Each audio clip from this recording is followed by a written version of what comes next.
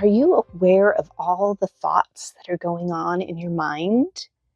Well, Joy Langley, who is a therapist and coach, the best of both worlds, is here all the way from the UK to share with us about the black box, this filing cabinet that we have of our thoughts and how they're connected to the emotions in our body.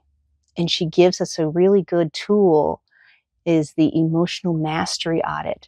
So that way we can become more aware of our emotions and make better choices, which is tied to neuroscience, another thing that I love.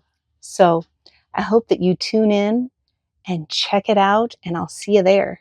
Well, welcome everyone to Living with Intention podcast. And I am here to expand wellness. As you know, if you've been following me for a while, I love co creating with other individuals to help expand the collective consciousness about wellness and also talk about different unique approaches that you might not have thought about before for your own personal and professional life to enhance your emotional intelligence, which we're going to be talking a little bit about that today. So, my guest here, I'm very excited to invite the lovely Joy Langley, and she is an emotional intelligence coach and therapist. And we had a little chat about 2 months ago via LinkedIn to get to know each other. And I knew she would be a great fit because she's all about helping business owners and entrepreneurs to experience greater joy, fun and satisfaction in your daily business and personal lives. And also, her motto is that it's to really about reinventing yourself so you can scale and grow because, we don't grow our business unless we grow ourselves, really. So I'm inviting Joy to the stand here. Welcome, Joy. Thank you for being here with us. April, it's an absolute pleasure to be here. And yes, I'm looking forward to whatever comes out of our conversation because we've just had a nice like relaxation session before coming on between us. And yeah, I'm pretty grounded. Great. Great. And it's really about your essence, Joy. It's about the energy that you carry. And I'm sure viewers and listeners can really feel that right now. You really have that intentionality about you. And this is why I knew that you would be a wonderful guest to share about a little bit about you and your experiences as you became a therapist and then shifting to that emotional intelligence and right how it all unfolds. So, however, Yeah. you would like to share a little bit about yourself and how you got to where you are now. That's what I just want to say. Yeah.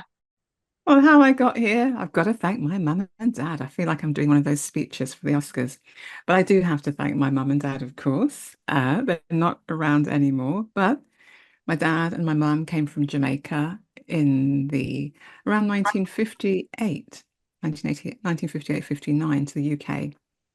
And they went on to have four other children, and then my elder sister.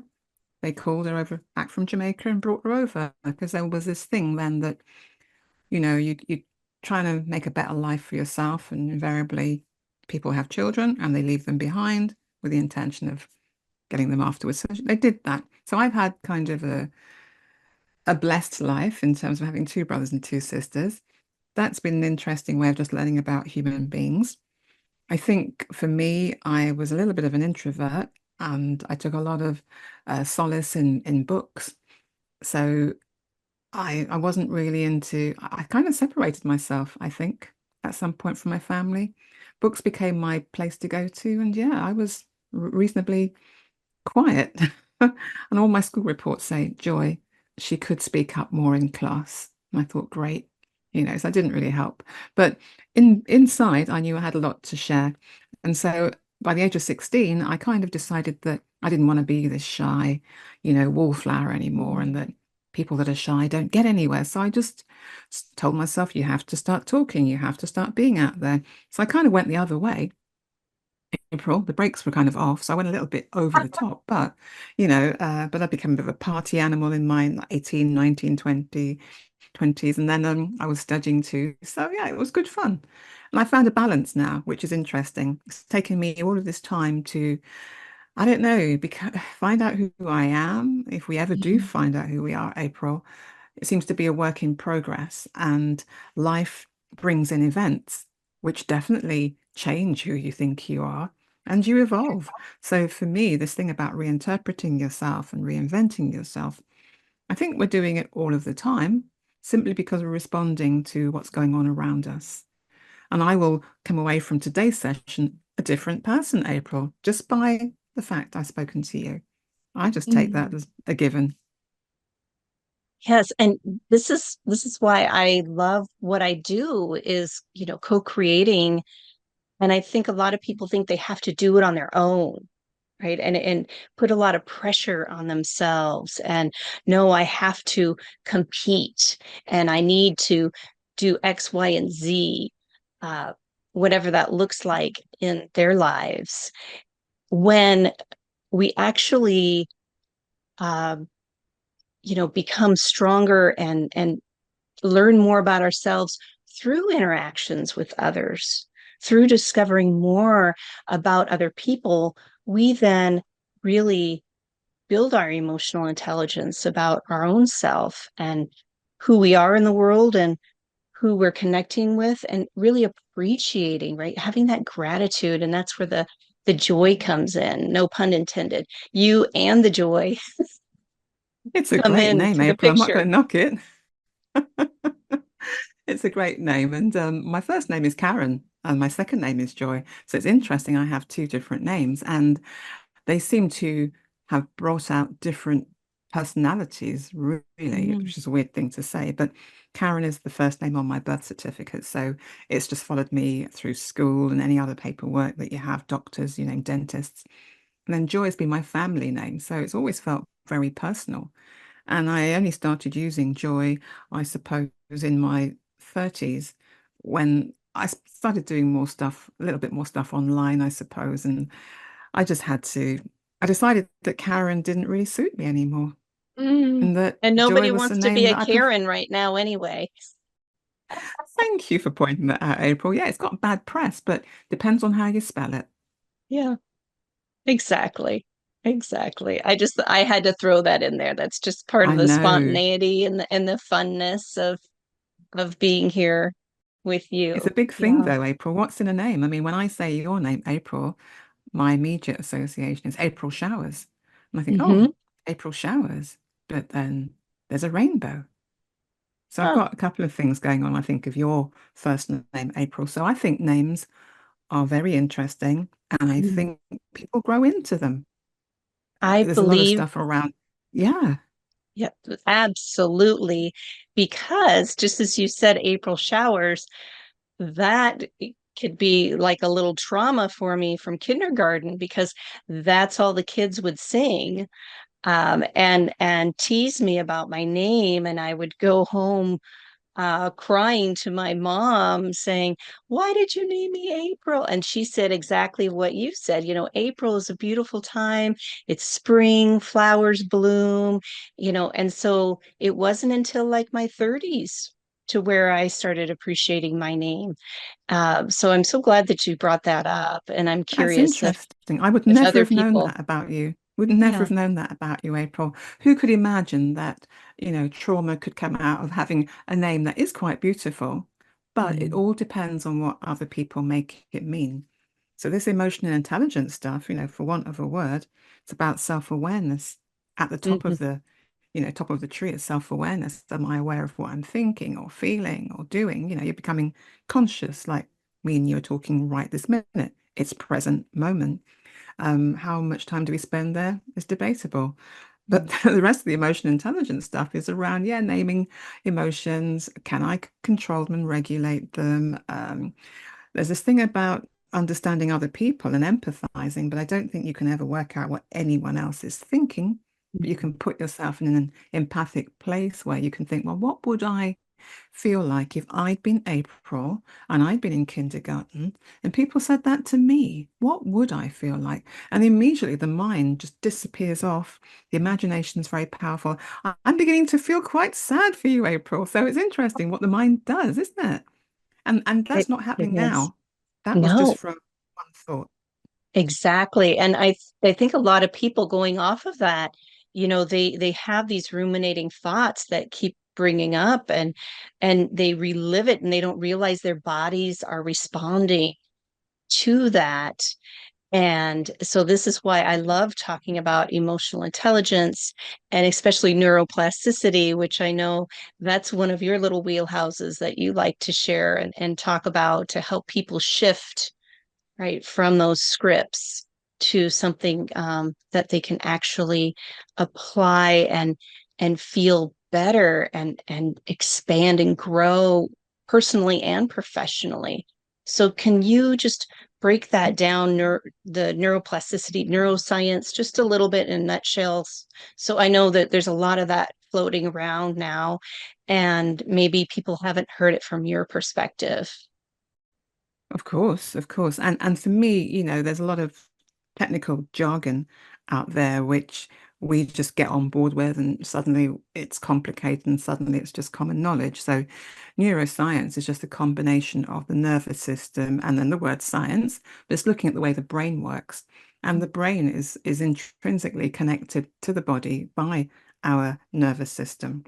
So you mentioned about the body and it sort of being traumatized and perhaps even, being part of the cycle of trauma is that something happens up in our head and it can get stored in the body unless it's processed in a certain way. And that's your expertise, that's somatic side of stuff, April. But mine is around thinking and the fact that got this bit down the back of our neck, our spinal column, all the way down past our heart, down past our stomach into our intestines. And that's where the gut is. And a lot of information now we're being told, which is true, about the gut being the seat of our emotions. And we think, wow, when did that happen?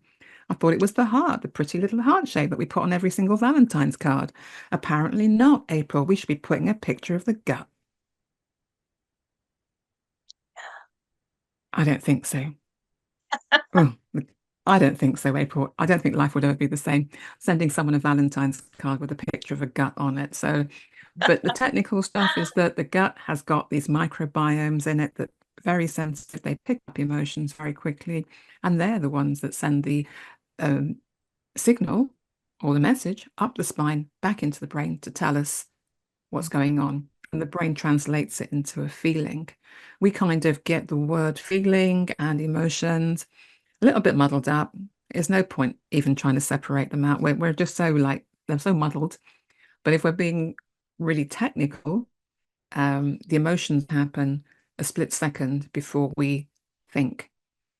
And then we're translating it into a feeling, which is why the cognitive behavioral therapy side of things, that an event can happen to me and you, April, and we won't have the same kind of response to it. So the question has to be, whether it's the same event, and surely they're both going to have the same response. And it's like, no, we've both had different lived experiences, and our brain is translating that into something that it already recognizes. And I think that's that thing, I did a bit of a talk at the weekend as well, on Zoom, but it was looking at the brain as being a filing cabinet and you put stuff in there. It's filed away nicely. These little units of thought, I call them, are being put away, and we just don't know what's in there. Yeah. And it can happen so quickly too.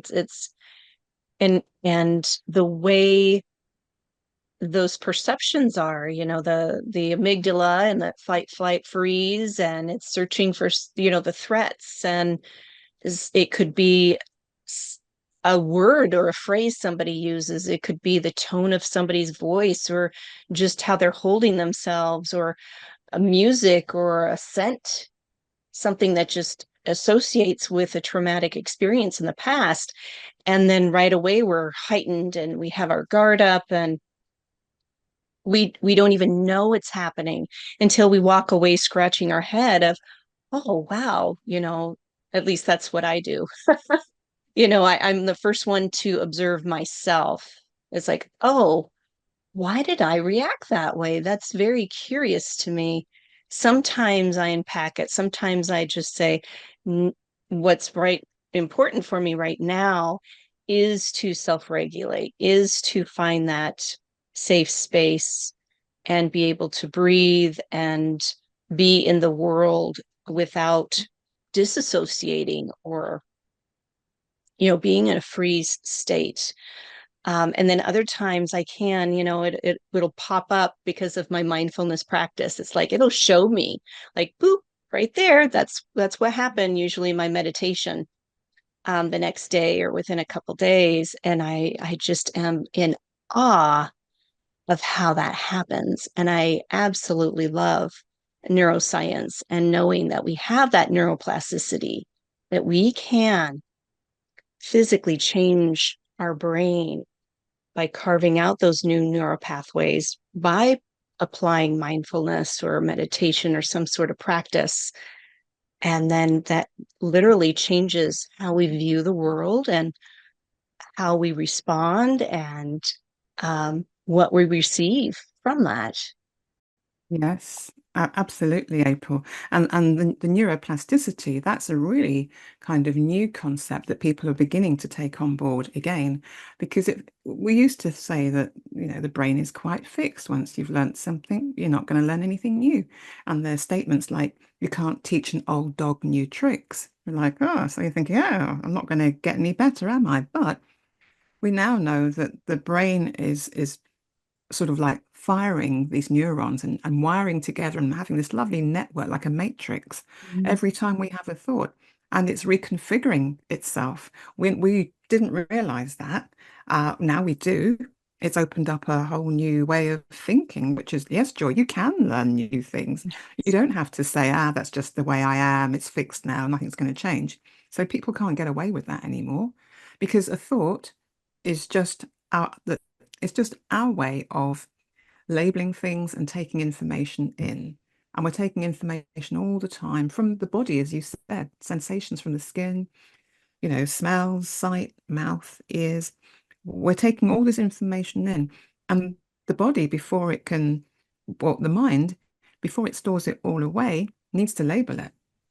So Mm. hence, we think we're walking around, and I used to feel bad about walking around all day, talking to myself. I'm not bothered anymore, be quite honest, April.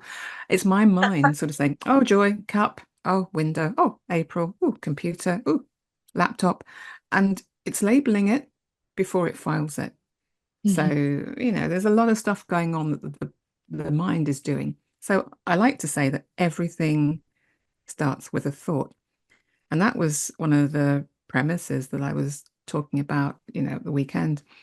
I just thought, yeah, everything does start with a thought, April. I don't know. Do you agree? Disagree? I agree to a certain extent, although I sometimes the body responds before a thought can happen. And that's, with PTSD, or even not even in a negative light either. You just walk outside.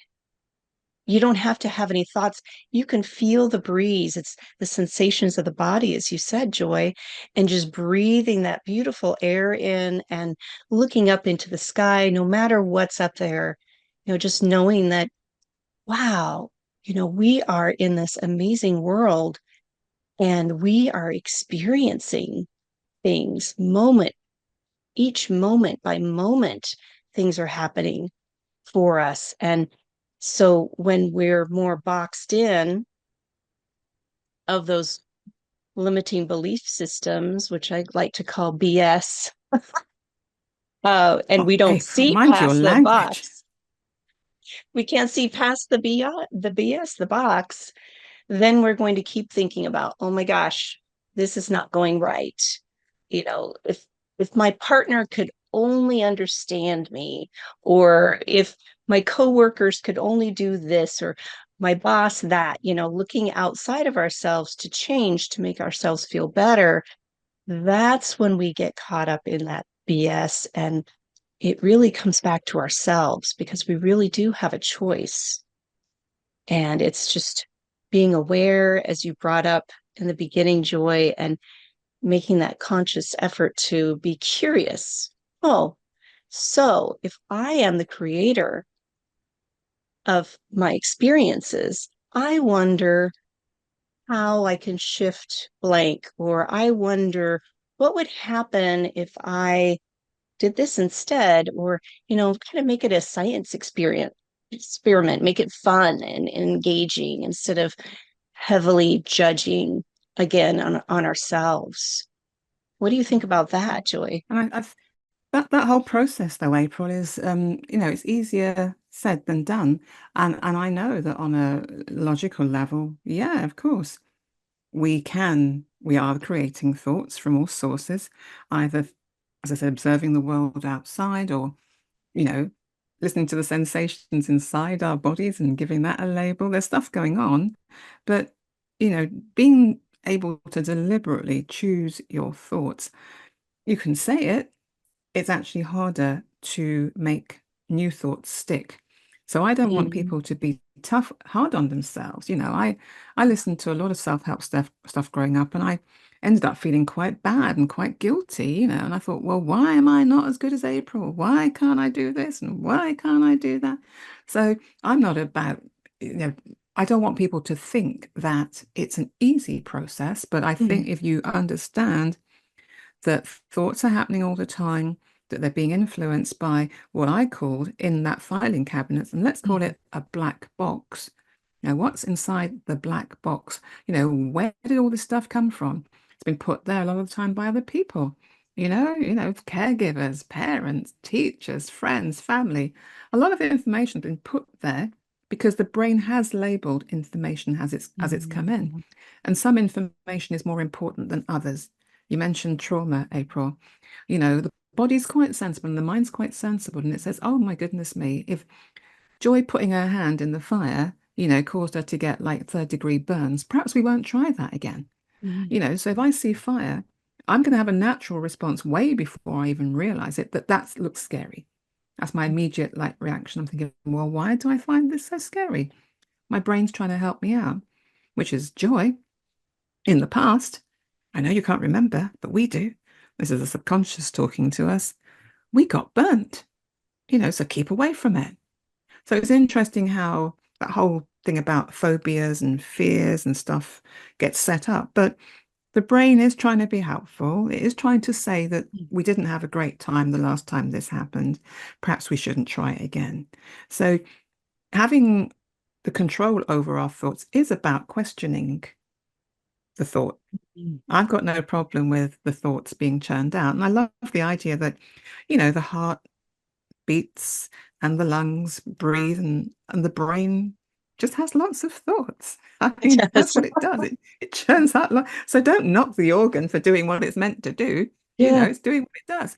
Now, as a human being, having that sort of internal dialogue that's happening, perhaps the onus is on us to work out, is this making me feel good or Mm, not?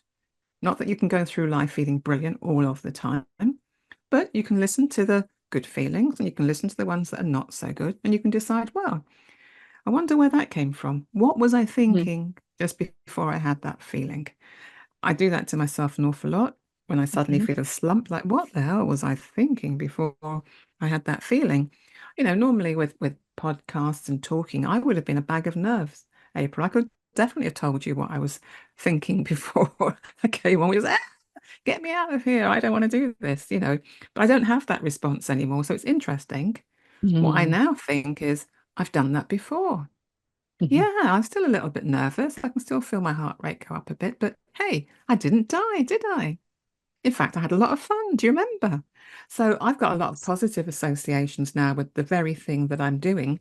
Whereas take me a couple of years back, well, probably 3 years back, It would have been horrific, a road crash. I Mm. would never have done it. I'd have found an excuse for not doing it. So interesting, isn't it? It just Mhm. and reminding ourselves, that's what you're saying, Joy, isn't that reminding, oh, I've done this before.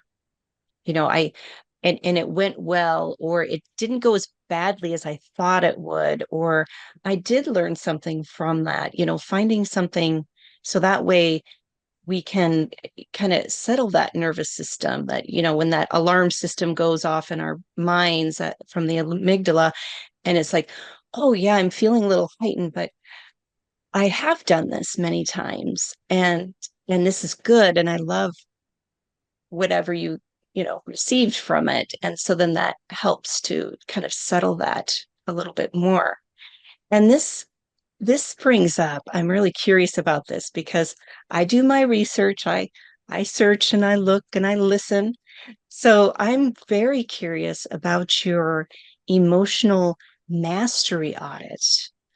What is that? Because I think that pairs nicely with what we're talking about here for, and it doesn't have to be business professionals per se, but with anyone, I think, having that little toolkit for yourself will help you on all aspects in our lives. So, can you just unpack that emotional mastery audit for us?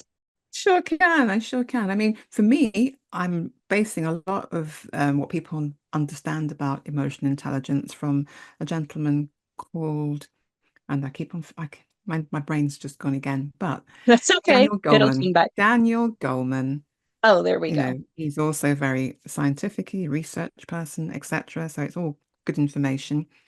His ideas have become the ground bed for emotional intelligence. So we're looking at self-awareness, how aware am I of the things that are going on around me, emotions, etc., thoughts, people, any kind of sensations. And the second layer down would be, am I able to regulate my emotions? So if I'm with April and April annoyed me, would I be able to contain myself and not strangle her? It's like, it's that kind of thing. Not that I would strangle you, April. With such a beautiful name, it would never happen. But it's about, can I regulate myself if someone annoys me? Mm. And can I label those emotions? Am I with it enough to say, I'm feeling anger? Or actually, I'm feeling really calm. Actually, I'm just feeling quite laid back and quite, quite curious today. So having a bit of language around emotions certainly helps. The third thing is about being empathic. So empathy is something that human beings have, um, April, whether we think we don't or we think we do. But we have in our brain this thing called mirror neurons, which sounds a bit weird, but Mhm. if I'm standing in front of someone, and even for me, doing the chats the way that we do, April, I can still feel something, especially the story that you just shared. I felt something. I felt a bit of an ouch from that. Okay. But the mirror neurons helps us to be in front of someone and almost begin to think, what would I feel like if that person said that? So we're Mhm. kind of beginning to step into their shoes. That's a phrase that's used a lot, but the mirror neurons are doing their work. So that's on the empathy side. I don't think it's totally possible to, you know, as I said, control somebody else's emotions and read somebody else's emotions. We do a good job of guessing Mm. and we get Yes. better at guessing. That's all. We get better at guessing. And perhaps we get better at being more accepting and less judgmental. You mentioned that word earlier on. So that's the empathy side of it. We also have to understand about communication. So become better at communicating. That's also understanding how do we work in terms of motivation? What makes me do things? The carrot and the stick, like the donkey with the carrot on its hat, and Mhm. it just kept walking because it was hoping it would get the carrot, but it never did. But it walked to one place to the other. So it's a bit of a trick, really. But what motivates me? And again, the hormones in our body comes into play, that reward hormone, the dopamine that we get. And then the last thing is just about social interactions. So that's what me and you are doing right this now, April. How good are we at doing that? And do we want to get better? So we're looking at monitoring 5 areas. So with the audit, I've got those 5 areas as things that I definitely look at. And then I sort of break them down into just smaller pieces. So it's a bit of a quiz, a bit of a questionnaire. I Yeah. could be just based on, you know, how emotionally intelligent do you think you are? Yes or no? That's a big one. But, if you notice somebody needed help, would you walk over and ask them? That's a Mm. question that you could ask. Or when you're feeling a bit down, do you surround yourself with other people or do you tend to withdraw? There's a million and one questions that I could ask, but I've got some specific ones that I use with business owners simply because that's the group that I speak to an awful lot. But we're all humans, April. Mhm. Doesn't matter whether we run a business or not. We're still human. So we have a lot going on that is beyond just our business speak, and we always bring ourselves to Mm. our business. So, like I said at the top, we don't grow the business, we grow the owner. And that phrase has just been ringing in my ears for a couple of like weeks now. Because when I read it, I just couldn't let go of it. And I thought, this is an important thought. It's an Oh important yeah. one. I have to share it more. Yes, and plant those seeds. Yes, that was a pun intended for that. Plant those seeds for growth. Absolutely. So when you've been working with business owners and entrepreneurs, Joy, and for example, with that emotional mastery audit, what have you noticed? What have they noticed basically as they worked through that with you? What kind of insights or things can you share um, of their Yeah. experiences? Most people, I tend to then rate it on a scale, either 100% or, whenever I try and do a percentage on it basically. And most people fare quite well, 70%. A lot of people, some people a bit lower. They kind of recognize some of them are poor communicators. They realize that when they're around other people, they're not very good at sharing their ideas. And they'd like to because they're being promoted. They want to be able to step forward and be a bit more assertive. So they will rate those questions quite low, which is fine. Had another lady who basically had an employee who she I personally thought that she was blaming him for something which was beyond his control. But Mm. she'd encouraged him to respond in a certain way to bits of work and everything else. And then when he wasn't doing it that way, she got annoyed. And I thought, that's a Oh, little bit unfair. That's a little bit unfair. So, oh, this idea that we blame other people for stuff. Why isn't he doing this or why isn't he doing that? I'm thinking, well, why aren't you doing this and why aren't you doing that? That was in my head as I was talking to her. So people placing, let's say, the blame where it doesn't belong. So this whole thing about bringing it back to ourselves, how am I being in this moment? It's very easy to blame other people, April. So, those are a couple of the things that I picked up and I can definitely remember. So, yeah, and it's the times when either people are very much aware of what they're doing, and times when they're not. And in particular, that lady who just didn't notice that it was her and not him. I thought, very interesting. it is interesting. So how do you help them um, kind of shift that, even though you have this audit, this emotional mastery audit to ask the questions? How is it that your gifts, your one-on-one working with them to help them see past that or find resolution to those challenges? Yeah. And for me, as I said, April, everything does start with a thought. I know, as you said, rightly said, the body's picking up stuff too. But the way that I work, that's where I set it up. What are you thinking? And what are these beliefs that are coming out of your thoughts? Because a belief is only one thought that gets repeated far too often. It becomes, stuck. It becomes like a Yes. brick, I always say, so that's a belief, it's repetition. And this repetition, this pattern and the habits that you've developed, where are they coming from? Because Mm. there's a lot, we aren't necessarily aware of, as I said, what's in that black box, what got put there, possibly even why it got put there. But there are things that we're taking through life from the age of like 8 upwards. And it's always a figure that a sort of figure I use, but obviously it could be a little bit younger. But young children between the age of just being born up to the age of 8, they're very good at taking things literally. So if Mhm. I told you that you were a giraffe, April, or that you were an elephant, or that you were a cat, or you were a dog, you might say, oh, if Joyce said that, it must be true. Of course, you're going to be a bit more discerning as you get beyond a certain point because your brain is growing and you question things. So at some Mhm. point you might say, well, no, I'm not a cat, Joy. You're completely wrong because a cat, in fact, has fur and it has a tail and you'd be very, very logical with me.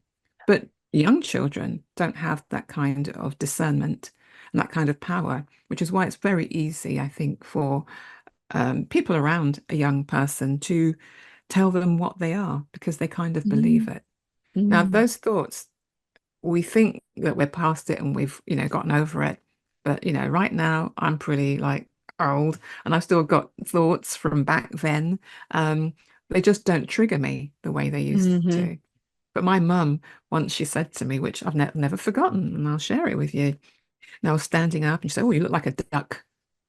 And I thought, a duck? But what does she mean? So all of a sudden, I was a bit chubby when I was in my teenage years. So I had a bigger bust and I had a slightly bigger bum. And I thought, oh my God, I'm a duck. I stand like a duck. So Um, that's never left me. I mm. don't get triggered by pictures of ducks, but certainly my brain said, hang on, Joy, that was a very powerful thing to say to you. If your mum said it, perhaps it's true, or Mhm. perhaps it's got some validity. You know, be very interesting if one of my brothers or sisters had said it. I probably wouldn't have bothered. But it coming from an authority figure, I just said it must be true, which is really like it's a silly story, but it's to show you that thoughts stick. And we mentioned trauma, whether it's like small traumas, big traumas. It's a trauma. My brain said to me Mhm. that, Joy, you better be careful. You're a duck. You mustn't stand like that. And I became very self-conscious of my bust and I became very, very self-conscious of my bottom. And, Mm. and yeah, it kind of set me up then for wearing certain things where I was kind of hiding my Mhm. chest or, wearing things where my bum was being covered. Wouldn't wear a nice short, top because, oh my God, my bum's showing. So it's kind of like a lot of things then happened thereafter just because of one thought. I decided to eventually take a certain action to fix that and make sure it didn't happen. And that was covering myself up in kind of weird ways. So thoughts are powerful and I'm not quite sure where I'm going with this one, April, but Yeah. it was around it was around the thinking and what's in your filing Yes. cabinet and Exactly. understanding that. So I get them to understand that. You don't have to necessarily dredge everything up. Mm. People might be worried that you'll be talking about things you don't want to talk about, but you'll only ever talk about the things you want to. That's human beings for you. So that therapy side of me has never left me and it's just there. Mm. I also operate more on the coaching side now, which is asking slightly different questions and not so much looking backwards, but looking forward. So, what might it Mm. look like? What might you want it to be? And how are things going now? So it's always making a differentiation between what is therapy and what is coaching. And therapy, because I've been trained, etc., I'm okay. I feel very comfortable looking back at the past. I don't have any discomfort with that, with dealing with people's stuff, their tears, anything. I'm okay with that. Moving forward is the coaching aspect because you're looking at the present moment and you're always saying, how can I make the future different?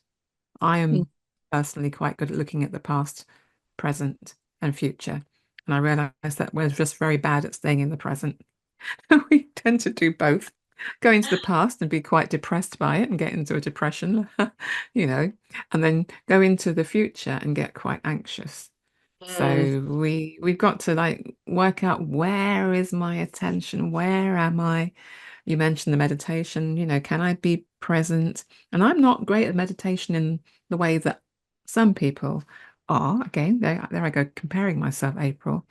But I meditate in that I know how to stop and breathe and calm Mm. myself down and have another thought because I know that my thoughts create my emotions and my emotions create my actions. And there's a cycle that's happening. And I have to Mm. break that chain somewhere, either have a different thought, have a different feeling, or behave differently because that whole cycle that's going on will change. So Exactly. meditation, April, that's your department.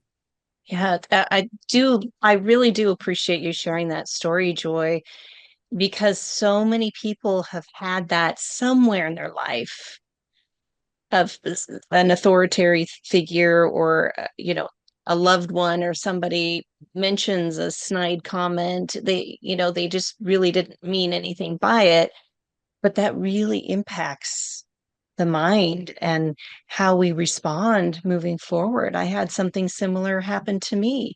So I love how you now understand, with your right discovery, your inner work with the therapy and the coaching and everything, that you're able to be aware of that. Because I think there's a lot of people still hearing those echoes still come up, and then those emotions and feelings come up too about They're powerful, insecurity. powerful. Yeah, yeah. Mm. And as you shared, you this is what I love about you, Joy, is that you have the best of both worlds. You have the therapy and the coaching. So like I saw you standing in front of one of those mirrors, they're like all the way around you when you go to, one of those fancy dressing rooms or wedding gowns or something, and you want to see all the way around you, and you stand in front of these mirrors. It's like you're just standing there and you're able to see kind of 360 around the people. And I believe that's your gift, to help people to see past those, to get into the boxes, right? I say in is out, right? You got to go in order to find your way out. So that is amazing, that you have those aspects and the training in that, so that way you can be really a 360 approach or support for them. I Hmm. appreciate that, April. Thank you. I think we all have our gifts. We don't think too much of them, do we? And I love what you do, to be quite honest. So mutual admiration society. But I love what you do with the body. So I'm Mm-hmm. trying to learn a lot more about the mind and the body working together. Mm-hmm. You've been working on the body for a long time. I've been specializing on the mind, but we have to accept, that where the mind goes, the body goes. And, the instructions are coming from the mind a lot of the time. And then we're doing a lot of things on automatic. So this whole idea about that little 8-year-old Joy has ideas about and thoughts from that time, negative thought patterns. She can be quite critical. She can be quite predictive thinking, negative predictions. She can become quite a black and white thinker. It has to be this way or that way. And there's a lot of generalized thinking, like, that's the way it always happened. That's just the way the world is. People say statements like that, sweeping statements. And I listen to my own, and I'm always pulling myself up, especially when I say, that's just the way it is. I'm thinking, really? Sure about that? It always rains on Yes. Thursdays. Really? Really, Joy? It always rains on Thursdays. I don't think so. So I've got my own internal like questioner who sort of says, Joy, are you sure about that? And we call that Yeah. the wise mind. I've Mm-hmm. got an internal wise mind that pulls me up and says, Joy, I think I'm not going to let you get away with saying that. Mm-hmm. And I don't. I pull myself up. Yes, that's it. And it takes awareness, that awareness that you talked about. And also, I think it takes a lot of humor too. I mean, I laugh at myself every day. It's like, really, I, I just get focused on, I don't know, like the electronic aspect of my work, um, doing social media posts or what have you, and something doesn't go right, or, and I think, oh, it's just, you know, throwing the baby out with bathwater, like it's all kaput, or and it's I just have to laugh at myself going, I'm just going to take a breath right now and I'm going to focus on more joy in my life and meeting joy Not me, the word today. Joy. It happened this morning. So I was like, Oh. hey, nope, I'm going to focus on joy, literally, you, and what I want to explore with you today, and just shift it that way. And it's like, that other thing, it will happen. And it's not going anywhere. And so by being able to do that and just laugh at myself and say, I take life so seriously. Yeah. It's not that hard, although our I think minds like to. laughter's a good thing. Laughter Yeah. is a great thing, April, and it breaks the whole cycle. And I do have that voice saying, "Are you really?" Like John McEnroe, "Are you serious?" I'm thinking like, yeah. When I hear myself saying, "Oh, I don't want to do that," and I say, "Well, why don't you want to do that, Joy?" Because I don't feel like it. I think I just laugh. I think, really, is that your excuse? You don't feel like it, right? So they say, get on with it. That's Yes. it. So it's very interesting what we say to ourselves and the excuses that we make. And the bigger thing is, what are you missing out on, or what are you Mm, gaining? It depends on if you view life as a opportunities missed or safety, or I just need to feel safe all the time. Because we can go mm, both ways. Totally safe means you miss out on things. Taking advantage of too many things and seeing too many things means that you never get to rest. So yeah, the other end of you're always in a risky place. But mm. with risk, we've got the adrenaline in the system. And I know I need to operate with a certain Mhm. level of adrenaline, April. I didn't realize that. I Yes. released a book in 2021 called Navigating Stress, and I thought it'd be an easy, like, I thought, oh, I can write a book, not a problem. And my publisher said I could do it. But then when I finished the first draft, which was hard, I thought, oh, thank God I can just put that away. They went, no, second draft. I went, what do you mean by a second draft? You know, so I thought, I've done it. You do the right, and I had to do second draft. And I thought, okay, that was a struggle. And second draft was done. I said, third draft. I thought, third draft. I thought, I just so it was going on and on. I thought, oh, this isn't really working out the way that I wanted it to. And I just had thoughts of like giving up and saying this is too hard. And I thought, hang on, you've come this far, keep going. So there's a lot of internal fight that goes on inside of me. I just kind of have this other person that's quite sensible, and she reasons with me a lot, and she tries to be that like a best friend, you know. Mhm. Be your own best friend. People might laugh when they hear that statement, but the truth is, would you treat your best friend like that?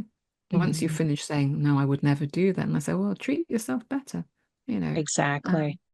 Yeah. So kindness is not just reserved for other people, Mhm. because we can get into, again, having a thought or a belief that I'm a really helpful people, that I should always be, doing something for people. Invariably, it means that you are either worn out and you can become quite resentful, which is interesting, April. I don't think that's where people that are being helpful want to get to, but they can Mhm. become quite resentful Yes, they can, or ill. If or if they're ill. if they can't be resentful because they've been conditioned that way, then illness tends to show up. And that will be another podcast because Well, that's you're the expert unpacking on that. all the Yes. worms there. Yeah. But it does. It comes back to, as you said in the beginning, Joy, the awareness and just being mindful of the thoughts and how we are literally working from the inside out, I call it, knowing that we're building new neural pathways and changing the physicality of our brains, and it takes time. It takes And that it time. can happen. And I think just remembering that, as you just said, April, that it's possible. I don't Yes. want people to think that I can't change. I'm actually saying, and we're both saying and agreeing that this neuroscience is saying that the brain can change. It's called neuroplasticity, which is a strange word, but it's the flexibility of like just squishy things, it changes. It forms new pathways, new matrices, and it's all very clever, and it comes through repetition of something. So old behaviors stop because you stop doing them. It sounds Mhm. easier than said and done, but there's a big neural package that's in there. So you're looking at, why do I always go back to having a biscuit when I'm watching television? Oh, it's because I normally do it and I haven't quite gotten past that one. So you've got to put another habit in place to allow the other one to, I call it like a pathway, a dirt track, through a wheat field. Suddenly, if you're not working there, it all grows over and you can't see the pathway anymore, and you have to create another one. But that's why it's hard to get rid of habits, because the pathway is there and it's like you can fall back onto it very, very Oh, quickly if you're not creating yes. something new. Mhm. Oh, But yeah, I habits and I can patterns, raise my hand to that me 100%. too. And I believe also, Joy, wouldn't you say when people are overwhelmed and, have carry a lot of stress and anxiety, that the mind is just so overworked that it's just going to default back to for example, I'm just going to throw it out there, like a new healthy lifestyle, whether the person wants to change their diet or, include other foods in their diet. And then they're overworked, Chocolate, they're overstressed, and it's like, screw it, I'm going through the drive-through. I don't have time for this.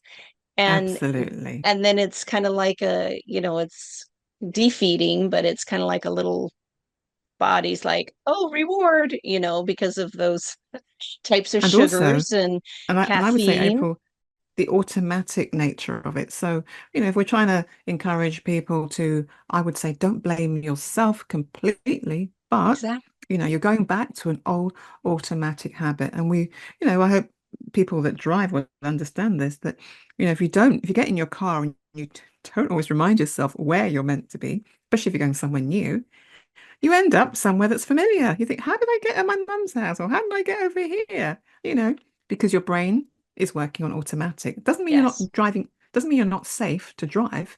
It just means it's following a direction that it's familiar with. So the brain does that all the time. So hence, as you said, breaking habits and patterns, they can be difficult, but they're possible because the brain can change. So, and Ah, looking at, I call it, what information do we hold about ourselves in that black box? It's really interesting to know that. I call it having junk in the trunk or putting stuff up in the attic and the loft. Like, what the hell have you put up in the attic about you that you oh, haven't looked at in 100 years? But you're living. These are the rules that you are now living your life by automatically without ever questioning it. So there's this mm, other phrase about sleepwalking through life, April, and I love it because when I heard that, I thought, goodness me, sleepwalking through life. That means you're always living life or doing things the old way, never changing, never looking, and never letting anything new come in to change your world. So you literally are on automatic. And mhm. until something breaks that, which can be, tragedies in life, or tends to be losses of jobs, losses of people, loss can be a big thing to make you review how you want your life to be. And then you're wide awake, Oh, yeah, then you have no absolutely choice. wide Yeah, awake. yeah, And that's it's what the present moment feels like, April. If you were in mhm, it, for all the bad ways that we can feel when we're in bad places, we're present, mhm, yeah. we're present. And that's not that feeling all the bad things isn't bad either. I want people to understand that, we need to feel and recognize those parts of ourselves too. Um, oh my gosh, Joy, we could just keep going on and on and on. So for those who want to uh, open up that black box with you and get past the belief systems and maybe take off the blinders because that's what it is. We have blind spots and we don't see it. And it's so nice to work with somebody such as yourself, having the double therapy and coaching that you can bring that in to help people move past that to grow and flourish in their lives. So how do people connect with you, Joy? What is the best way to do that? Best way, I'm on LinkedIn, so have a look for Joy Langley. Possibly it's going to be Karen Joy Langley because there were too many Joys and too many Karens. So I put them both. So Joy Langley, Karen Joy Langley, you'll find me. That's confusing, isn't it? But anyway, Karen Joy Langley, you'll find me. Of course, April will help you out, or you can email me, which is my website, which is joylangley.com. So you can't get that wrong. So it's joy@joylangley.com if you want to send me an email. But LinkedIn is my favorite place for social media. I don't really use Facebook anymore or all the others. Perhaps I will. And I'm building something up on YouTube, but I'm a bit slow. I'm a bit Oh, well, slow. I'm And I should have excited to. I should have a podcast like you, April, but I'll get there. I'll get there. That's okay. You're doing just fine. And I'm excited for whenever that happens. So, yeah, well, thank you so much for being here with us, Joy, and sharing your amazing wisdom and insight about all the things that we got to talk about today. time went so fast. Yeah, that's when I know Wow. things are things are flowing when we're flowing together. So thank you everyone for being here with us. I have so much gratitude and appreciation for you as you are living with intention in your life and being open to explore new opportunities and possibilities. So reach out to Joy and connect with her. And until next time, be well. Thank you, April.